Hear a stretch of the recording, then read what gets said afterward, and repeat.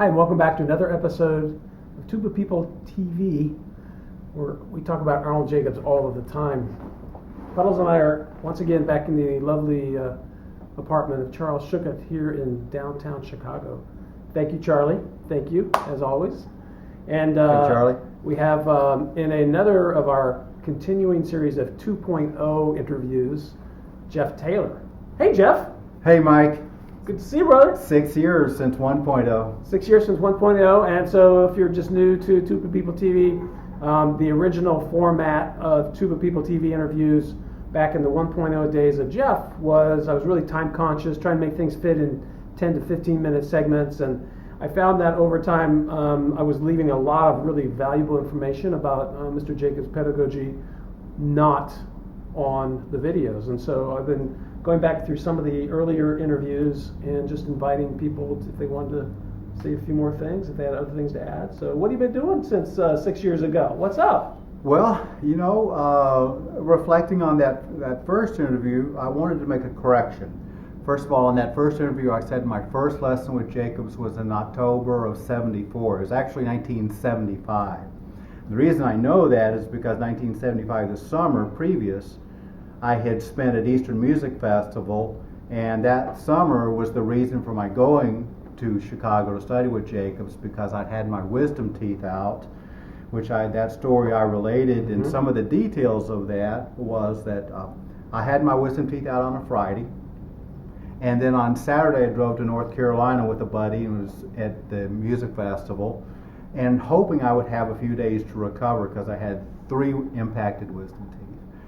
And I didn't. I got there and they said, "Oh, we need you to play with the faculty orchestra. They're doing the Chicago Symphony." So I said, "Okay." So Sunday morning I show up and I'm still orange, swollen like a pumpkin, blood's going into my mouthpiece. And anyway, to make that long story short, my face was traumatized by the extraction process. And it went, as I said, and at the end of the summer, I could barely play anymore, and I was getting pretty desperate. I was I was in college, and I couldn't play. So everyone was saying, Charlie Vernon and others, well, you really need to get a hold of Jacobs, and I did. Well, as I mentioned before, he was not only able to diagnose over the phone, but he confirmed it in person.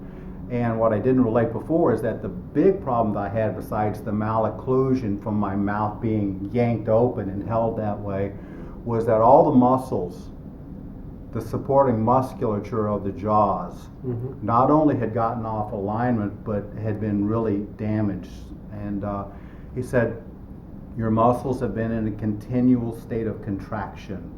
They have not allowed themselves to heal, so you need to get a doctor to prescribe a muscle relaxant, stay away from the horn for a couple of weeks, and allow some healing to take place.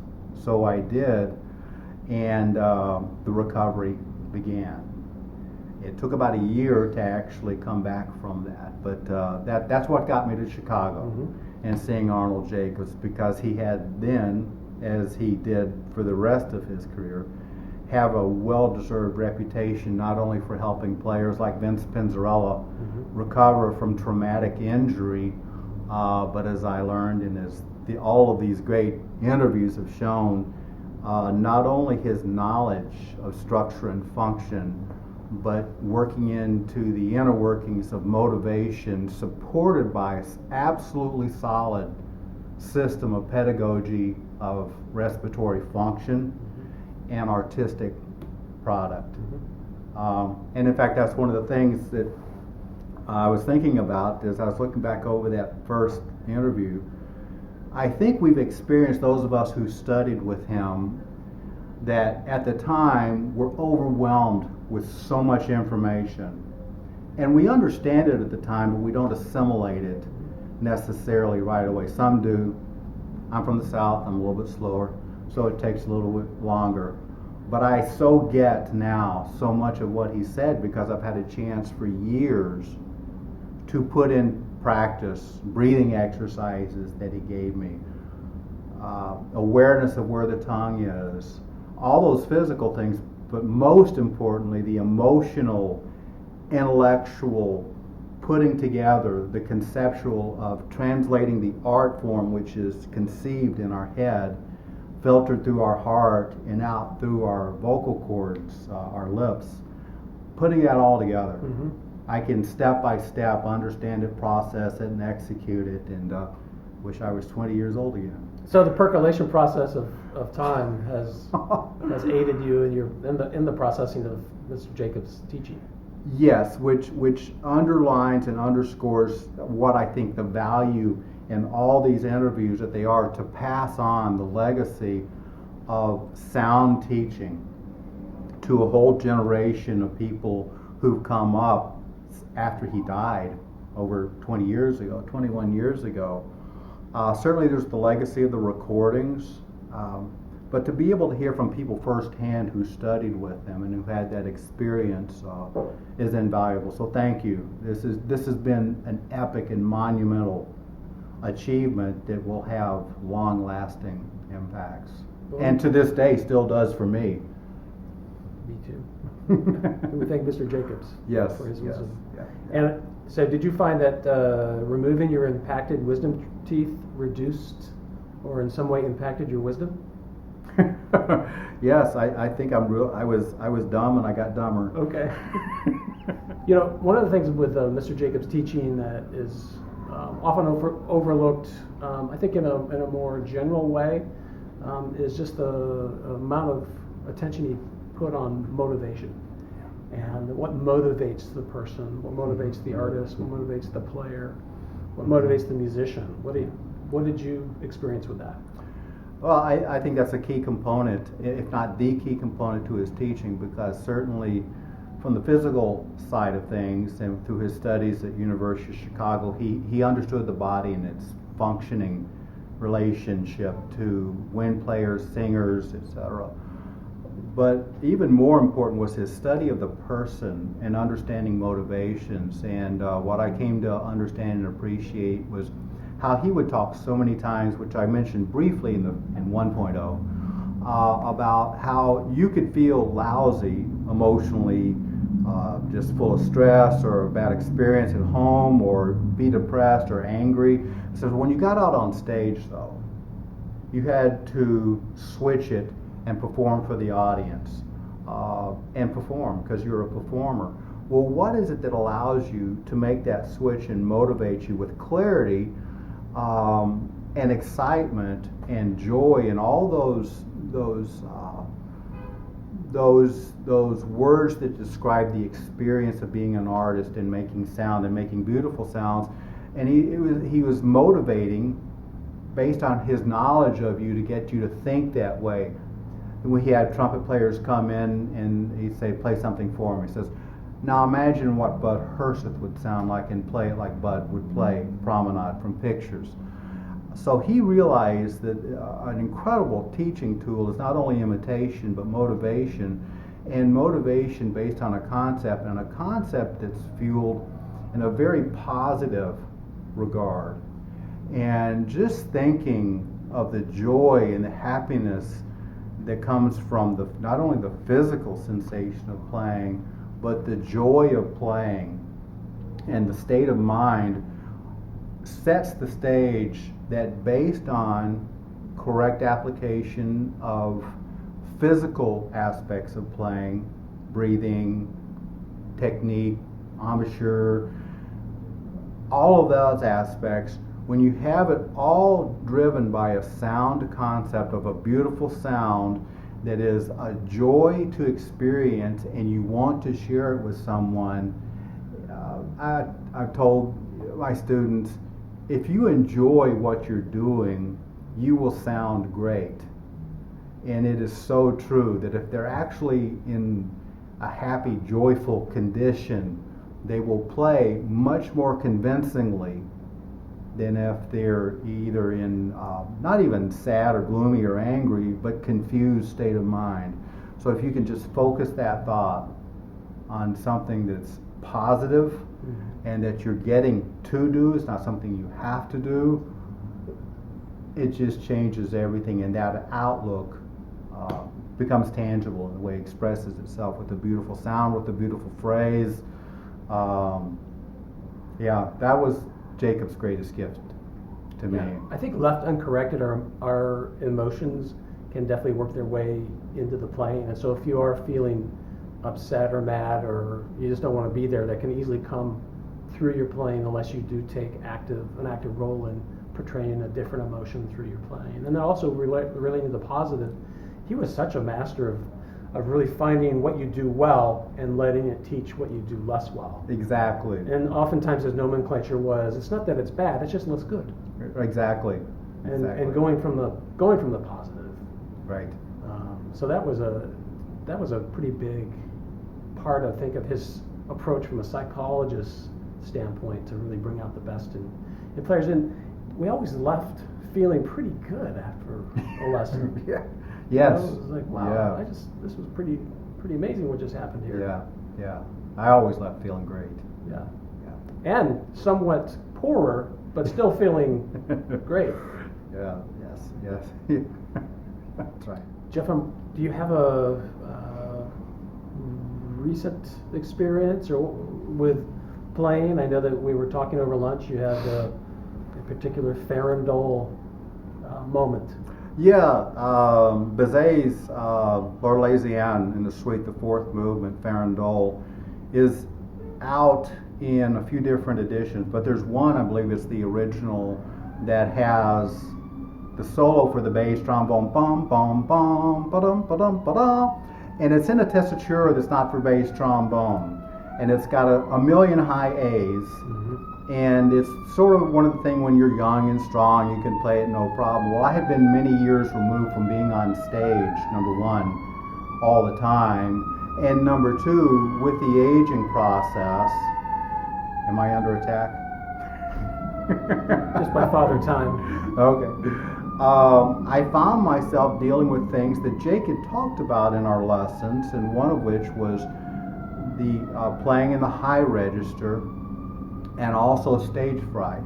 And I had never experienced stage fright, and I'd never really had a problem with playing in the high register necessarily. I'm not saying I was great at it, but as a professional player, I had, I would say, comfortable command of the register. Well, I was playing with Chicago Symphony for a series of concerts, and I was playing the bass part, and I found out they had the edition that had the solo in the bass part. So I immediately became a little panicky, and I recognized it, diagnosed it, and got to rehearsal. I'd been practicing it, and I could just feel that the emotions were overwhelming me. They were taking charge and allowing fear to become the predominant language. I knew what to do about it, but when I got to rehearsal, I spoke to Charlie and the guy on second about it. I said, we'll play it. We play it all the time. He said, but I think you'll do fine. And it was a good comfort. So in the rehearsal and the first concert, we all played it. No, I take that back. In the rehearsals, we played it. And then the last rehearsal, time through, Charlie said, go ahead and play it. So I did, and it was okay. In the meantime, though, in my practicing, I'd go down into the practice room, and very slowly I would just remember and reflect on what Jacobs had talked about. He talked about the low teaching the high. So I'd take my mouthpiece out, and I'd want to get to the end, but I realized I had to go through the process of getting control of my emotions. And I did that by breathing, because the other thing that was compromised when the high range starts to go is the breathing gets compromised. And Jacobs always talked about taking a full breath, because even if you breathe to 70% on your first breath as you play, your scale and your potential and your capacity starting at 70% is going to go down quickly. And when you get to that 50% mark approximately, all of these involuntary tensions start kicking in. The body, the chest, the throat, the tongue, all of it to defeat the ability to create the flow and the resonance that you need. So I slowed the process way down.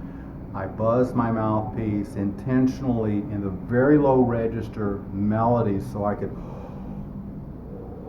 actually have to sustain and keep a sound as my model going through, and the more I did that, my breathing, my body started to relax. I could expand fully. My concept was starting to become focused, and slowly, step by relaxing, breathing deeply, resonating by creating the excellence in the low register, transferring it to the upper register. This is while this is happening. So in this process of on the line, remembering and applying what Jacobs taught, I was being reassured at every step of the way that if I remembered what he said and did what he said to do, I would get positive results. And the key to that process was my frame of mind. I realized that I was experiencing stage fright and the fear, but I just remembered the joy in the physical and emotional feeling of playing great music with great musicians, and the sound that would come from that, and that became the motivation that allowed to dominate my thinking so I could work on the physical aspect. The physical aspect of breathing, I went through the breathing, taking in a full breath, breathing it out, being aware of my body, where the tension was, isolating it, eliminating it, and the buzzing. The buzzing was crucial, because to have the sound, a good sound, you can't fake it with the air. The air has to be there, and also a good product conceived in the brain has to be there that is fueled with the air. So going through that, I was able to then come back on stage and step by step experience confidence. And by the second concert, it was exhilarating, and I was looking forward to playing it.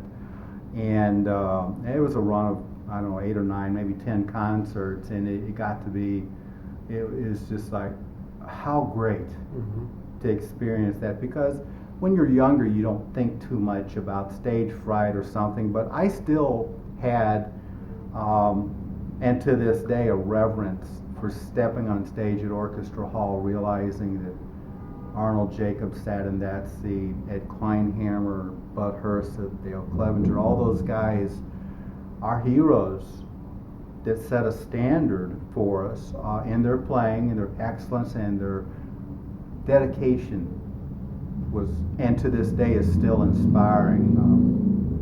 Kleinhammer telling me before I was playing with CSO after he'd retired about making sure that I was prepared and to get there early. And I don't know if I shared this story, but my first time playing with the CSO after Mr. Kleinhammer retired, it was a downstate tour, and I thought, okay, it's going to be a little relaxed, not as big a deal.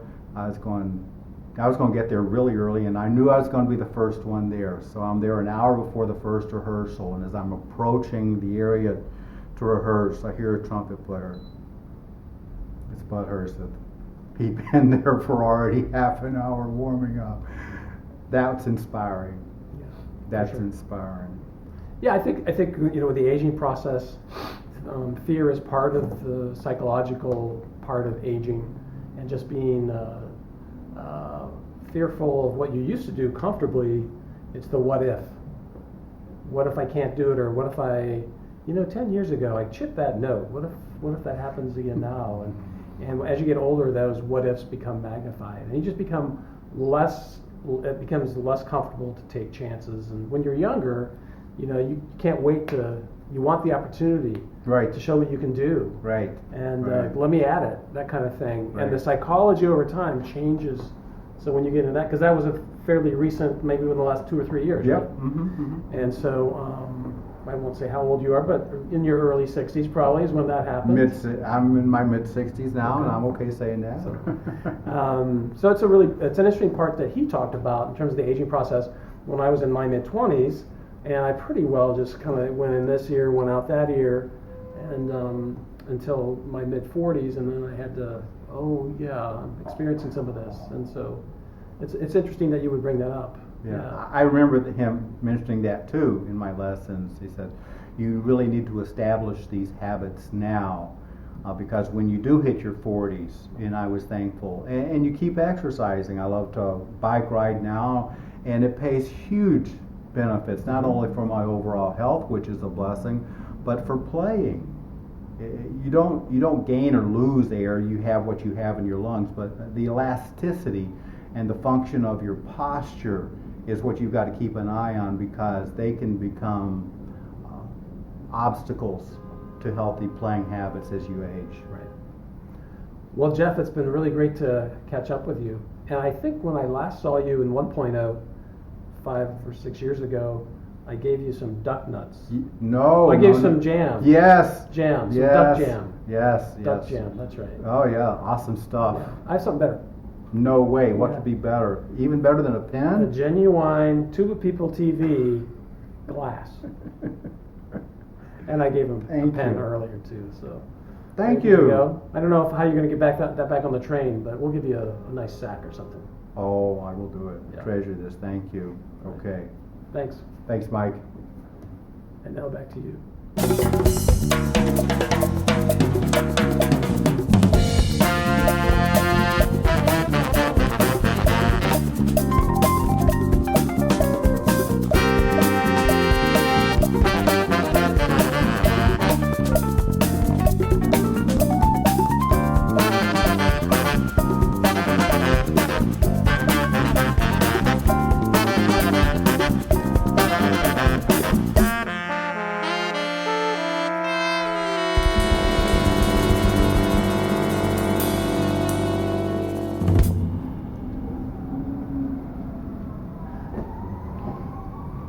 You know, there's sirens going on right now. Yes.